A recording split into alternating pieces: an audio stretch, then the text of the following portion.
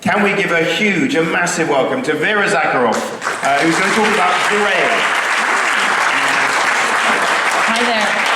I apologize in advance for any accidental burps. That was like the quickest burger eating I've ever had. And a huge thanks to my friend Les for holding the baby, but I might take him if he becomes unhappy. Well, anyway, thank you so much for having me here. I signed up for this. I got contacted in the autumn, and I was like, well, I got a baby on the way. I will be 3 months postpartum, so let's see how we do. And I said, yes, why not? We come from Brighton and Hove, so actually, I apologize that some of those jokes, many of them just flew right over our head, but I'm so curious to know, because I love Hastings and St. Leonard's. Every time I'm here, I'm like, how could we live here? Because Brighton doesn't want us, clearly, me and my partner. Anyway, right, so I'm just gonna jump into it, so I'm terrible at going over time. So, my talk is Derailed on Britain's dismantled railways and how to keep the love alive. So, and I have my, oh my God, I have both hands, so I can do this. Oh my God, because I was like, how am I gonna do this with a baby? But yeah, so just a little bit about me. My name is Vera. I try to burp quietly most of the time, unless I'm at home. I campaign on food issues, food and climate, food citizenship. I do eat meat burgers on special occasions. I'm not a vegan. Not that there's anything wrong with that. And I love connecting with the land and its stories. I don't know, if you're like, if you know sort of East and West Sussex, Mid Sussex, most of this is Mid Sussex, you might recognize some of these places. And I have a, well, he's a little bit older now. I have a toddler and now a baby. And I love cycling and walking. And I love old things. And occasionally I love new things too, especially in the form of babies. But yeah, so that's actually, so I'm here to tell you about, look at that, we're already a minute in, to share my love of one kind of old thing, the dismantled railway. Dismantled railways, they stir the imagination, they invite adventure, and of course romantic wonder. I think this is what really captivated me. So I love the freewheeling, easy cycle routes that they create, the perfect for stretching your stamina over many dozens of miles. And this is indeed how I fell in love with dismantled railways. I was on a cycling tour in Devon, and I got to enjoy the Tarka Trail. I mean, it was phenomenal. It's just these, and there's another one. So I love that romance of the resplendent, decomposing Victorian grandeur. The man-made holloways that the railways create, the dismantled railway lines create, and of course the messy gutter punk aesthetic of their civic disrepair. I'm reading this because actually I think I wrote it much better than I say it. But above all, I just love their ever-present reminder of nature's dominion over humans. I like that. It's like the decay and the beauty of it is what really captivates me. I want to tell you about a dream I once had. It was probably about like 10 years ago now. It was really bizarre. I live in Brighton and Hove, and I've explored Sussex as much as I feasibly can through public transport. I don't have a car. And I dreamt one night that I knew that there used to be a railway line kind of beyond Lewis, kind of going northeast. And I dreamt that I decided to track it and go along the little villages between Lewis and Uckfield and collect the oral histories of the railway line that used to be there. And I had this dream that I'd be hitchhiking from village to village because there was no bus route there and taking loads of beautiful photos. And then I woke up and I Googled it and I saw the photo and it was just like a 1960s train. It was just not romantic at all. But the dream really captivated me. And I'm showing this picture because actually that's along the River Ouse, and there's the dismantled railway line runs there and it goes through the little island of Hamsey, if you know that area at all. But anyway, at that point I was like, you know what, why not be obsessed about this? Why not have a new hobby? So the other thing, I wanted to share this video. This is me, that's on Worthway. I'm about to go hands-free. Yay. And my son reminded me, my toddler reminded me yesterday, he's like, I was a baby in there. Because I showed him that video. That was actually the day after I conceived him. I didn't think I conceived him. This was like after a failed IVF cycle. And I went on a cycle ride with my friend from London to Brighton. And I think it helped anyway. So obviously, dismantled rail lines are really important to me. Yeah, but I wanted to kind of talk about, first of all, you're wondering, dismantled railway lines, where are they? What are they? I did this thing, I'm sure there's a picture out there, but I had to do this anyway. So I took an old, yeah, so this is basically all the railway lines in sort of East and West Sussex. We got Leonards-on-Sea right there. And so everything that's blue is railway lines that are in active use. The purple ones are, oh yeah, I have like a little thingy here. Yeah, the purple ones are the heritage railway lines. This is the Bluebell Railway. This is the Lavender Line.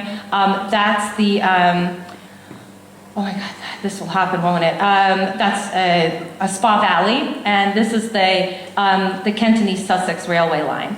And all of the yellow bits, those are actually dismantled railway lines that are in public use, so they're kind of public footpaths. Oh, sorry, no, scratch that. No. The yellow ones are the ones that are overgrown and inaccessible. The green ones, this is the Cuckoo Trail. This is the amazing South Down Links. This is like one of the best dismantled, dismantled railway lines currently in use. You can see it goes on for miles. And so, yeah, so all the yellow ones are basically the ones that are inaccessible. So that's kind of the little walk through it. So there was like, in 1963, I won't go into the history of railways because actually I'm not a railway geek at all, and there's probably people here who are much more knowledgeable than me. But we know that there was an era of like where railways just exploded across the UK, and they became just like anything and everything. Seaside towns really blossomed at that time because then sort of the middle classes were able to go on holiday by the seaside because of these new railway lines.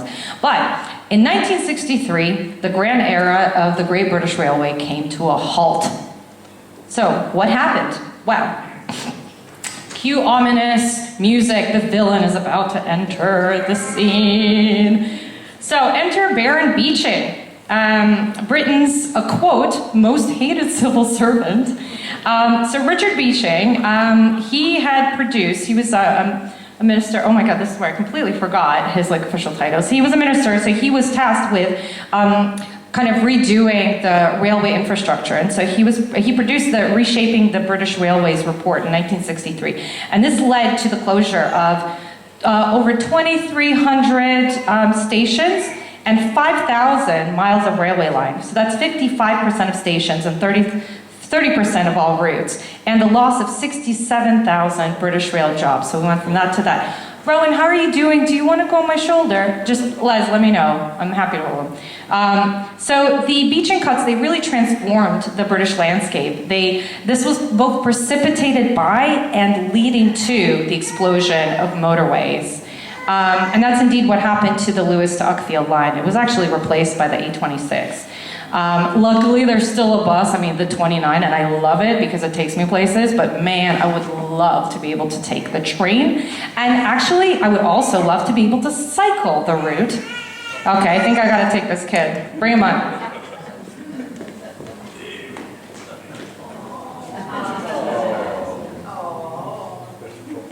It's okay, Monkey, I know. Unfamiliar smell. Hey, it's okay, boo-boo. Yes, hi. Okay, there we go. So, I think we're back in action. So, look, I just want to say, I'm not saying that the railway system didn't need an overhaul in the 60s. It was a changing landscape. But what Beeching did was he used like a hatchet to, deal with a splinter, and he threw a lot of babies out with the bathwater. There were a lot of lines that were actually really, really useful. And it really transformed just so much about how we do things. It transformed industries. So anyway, conspiracies abound about politicians and the road lobby. He definitely had his fingers in some pies. But anyway, there's no denying that the Conservative government that commissioned the report had strong ties to the automotive and road industry. Anyway, you can tell I'm a bit of an activist. So anyway, Some lines have remained in public ownership. The purchase by local authorities, such as the Cuckoo Trail in East Sussex, which has been turned into a delightful mixed-use trail in partnership with the council and Sustrans. So it's got curious art. It's got charming old stations and signs. It's even got entertaining displays lovingly created by local residents and railway enthusiasts. This one here, we had like a Thomas the Tank Engine sort of display, and I saw a kid like just crying because his grandparents were pulling him away. I was like, that feels like my future. Indeed it is, because my 3-year-old is obsessed with train stuff. Which child isn't? Anyway, so who knows? You can even sometimes catch the cuckoo song. There are cuckoos that grow along, that live along that line. And that's actually an important thing for you guys to remember. It's like, interesting species that use these ways as well. So sadly, that trail is incomplete. If you can remember no, you probably don't, the big map. But it's incomplete because due to 12 crotchety landowners who refused to give a public right-of-way from Heathfield all the way up to Erridge. That line ran to Erridge and then reconnected to London. And so my dreams of freewheeling from Polegate all the way to Erridge are sadly shot because they're like, no, we're not letting a bunch of heathens onto our land. Anyway, do remember that as well, my feelings on this. So on to railway archaeology, a primer. I mean, this is where I get really excited.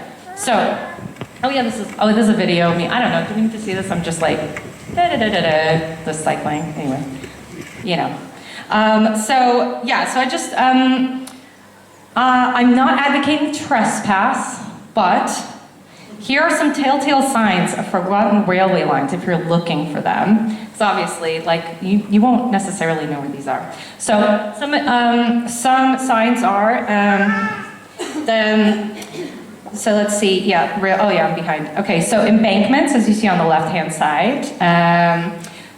Or they're inverse cuttings. So sometimes a piece of land that kind of like, is like kind of an elevated kind of hillside surrounded by trees, basically. Or sometimes a cutting. So it's like suddenly the land kind of goes inward. Oh, sweetheart. You got ballasts, which are railroad gravel, called ballast. And very straight wooded paths, like why is it so straight? Weird, did the Romans build this? And complex brickwork, such as a bridge, which you saw in a previous picture, boarded up tunnels, and roads and pubs with station, the word station in their name. Yeah, look out for those. So get out your OS maps and start getting nerdy. So you can see here, actually, you see disused railway line. By the way, don't use the word disused because they are in use. There we go. So that's what it looks like on an OS map. But here, if you're like getting really geeky like I do and like get out your like satellite, sorry babes, okay. So do you see where that red thing is? And you see that's like a wooded path and it's so weirdly straight, that is a dismantled railway line. So if you're looking for places to kind of, anyway, so one thing, so I'm kind of running out, he's kind of running out of patience. Oh yeah, this is boring to look at. Just like go and look up Barkham and then just kind of like scroll around. You'll see quite a number of dismantled railway inside. But anyway, I'm gonna quickly tell you about this. This is in Brighton, this is in Kemptown and Hanover area. My toddler's obsessed with this. This is Ghost Train. There's a bingo hall with a train kind of coming out of it. And then and then like in Hanover, in Upper Hanover, there's a playground with like a little train kind of like play area. Anyway, these are the remnants of the Kemptown line that used to run to Brighton from Kemptown. And it's so sweet. I mean, this is what I love, like a modern archaeology of it. Like somebody decided, we're building this bingo hall. Let's like harken back to back when this was actually a train, like a railway station. Like 99% of Brightonians I've spoken to do not know that there used to be a train station there as late as I think like the early 60s. It's crazy, but that is there, and it's this kind of like, there's like the echo of an echo. This is like how like mythology gets developed. Like there's like a little picture of a train somewhere. Anyway, this is what it used to look like in like across Lewis Road. This is a little less exciting for you guys, but like Brightonians go, whoa, like there used to be a viaduct there. And anyway, this is a picture of the train, and that's actually the playground. You can see how it's like kind of goes straight and curves, like that's such a railway line. Anyway, I wanted to, I should wrap this up. I love some questions. He would love to sit down. I guess we need more. Anyway, I wanted to show this picture. This is where Bluebell Way used to go, and this is in Barca, and you can actually walk to this, and it's just completely covered in brambles. But I wanted to talk about this. So this is a part further north where you can actually walk. This was the only place where I've ever heard nightingales sing. Let me tell you guys, you know what nightingales, like that sort of, it might as well be like on a pound note or something. It's like the ubiquitous bird of like British everything. Anyway, nightingales are actually coming back. And this place is one of the reasons why. It's like a perfect habitat for them.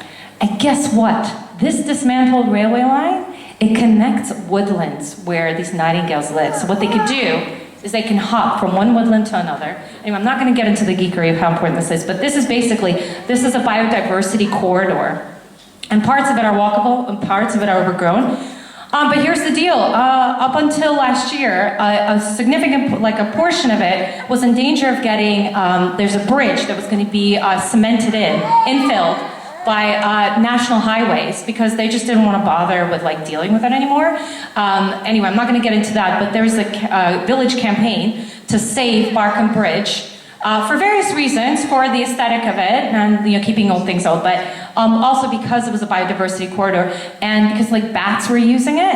And this is the crucial thing. This is why I refuse to call them disused. They are in use. So maybe by trespassers like me, but more importantly by insects, by birds, by mammals, what have you. And this is what's important. It's not so much about the loss of woodland, of natural woodland, that's destroying our biodiversity in the UK. It's actually the way it's fractured, because there's no way for species to connect from one place to another.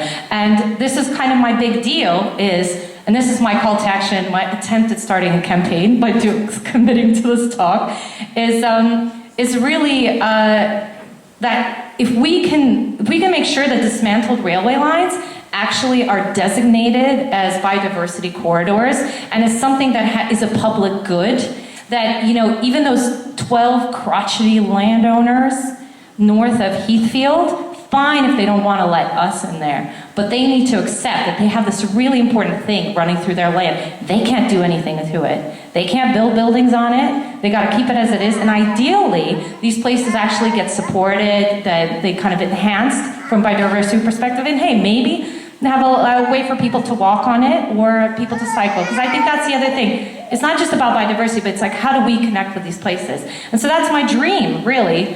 And I would love it if you join me in this dream of, going, dismantled railway lines, they are a national treasure, and let's preserve them for the beauty that they are. Anyway, thanks so much.